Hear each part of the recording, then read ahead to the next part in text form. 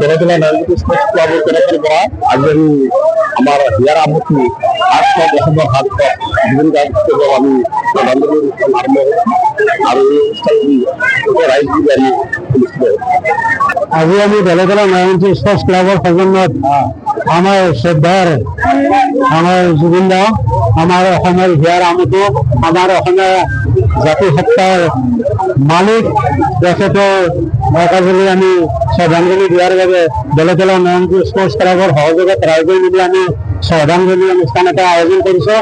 গতিকে এই শ্ৰদ্ধাঞ্জলি অনুষ্ঠানৰ জৰিয়তে আমি জুবিন দাৰ আত্মাৰ সদ্গতি কামনা কৰিছোঁ।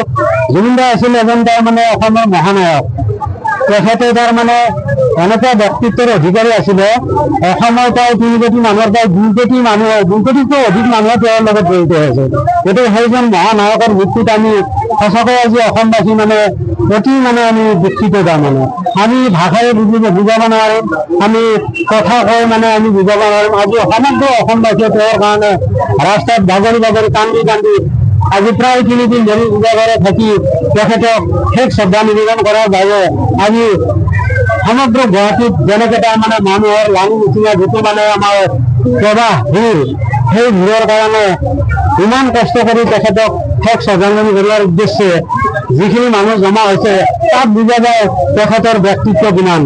গতিকে এনেকুৱা এজন মহান ব্যক্তি আমাৰ মাজৰ পৰা আঁতৰি যোৱাত আমি সঁচাকৈ মৰ্মাহত হৈছোঁ যে পৃথিৱীৰ ভিতৰত এইটো চতুৰ্থ যে এজন মানুহৰ মৃত্যুত এনেধৰণে মানুহ সমাজত হয়তো চতুৰ্থ এইটো বৃহৎ সমাগম মানুহৰ। গতিকে এইখিনি সময়ত আমি এটাই আহ্বান জনাইছোঁ যে তেখেতৰ আত্মাৰ যাতে সদ্গতি কামনা কৰা হয়। তেখেতক যে লৈ যোৱা হ'ল নৰ্থ ইষ্ট ফেষ্টিভেলত যে তেখেতক নি তাত আমাৰ বিভিন্ন মিডিয়াত আমি গম পাইছোঁ যে তেখেতক তাৰমানে তাত নিব নালাগিছিল, তেখেত চিজাৰ ৰোগত আক্ৰান্ত আছিলে। গতিকে তেনেকুৱা থকা সত্ত্বেও তেখেতক আমাৰ এই ছিংগাপুৰত নৰ্থ ইষ্ট ফেষ্টিভেলত নি তেখেতক যে পানীত নামিব দিলে, গতিকে এইটো এটা বিৰাট ডাঙৰ ভুল আছে। গতিকে ইয়াৰ এটা আমি উচিত তদন্ত আমি এটা বিচাৰিছোঁ, ইয়াৰ এটা উচিত তদন্ত হওক আৰু এই তদন্তটো আমাৰ CBI তদন্ত এটা হওক। গতিকে আমি এই তদন্তটো আমি বিচাৰিছোঁ যাতে যাতে কোনো ধৰণে হাৰি যাব নোৱাৰে আৰু ইয়াৰ প্ৰতি চৰকাৰে নজৰ ৰাখক। আৰু এই হিচাপতে আমি আমাৰ অসম চৰকাৰৰ মাননীয় মুখ্যমন্ত্ৰী হিমন্ত বিশ্ব শৰ্মাই যিটো পদক্ষেপ গ্ৰহণ কৰিছে তাৰো আমি শলাগ লৈছোঁ। তেখেতে যৎপৰোনাস্তি চেষ্টা কৰি দিনে নিশাই কাম কৰি জুবিনৰ হকে তেওঁ যথেষ্ট কাম কৰি আছে আমি দেখা পাইছোঁ। গতিকে এই হিচাপতে মই হিমন্ত বিশ্ব শৰ্মা মাননীয় তাৰ লগতে চৰকাৰখনক আমি শলাগ লৈছোঁ। কিন্তু এটা আমি অসমীয়া জাতিক এটা উচিত তদন্ত ইয়াৰ লাগিবই তাৰমানে সেইটো নিশ্চিত।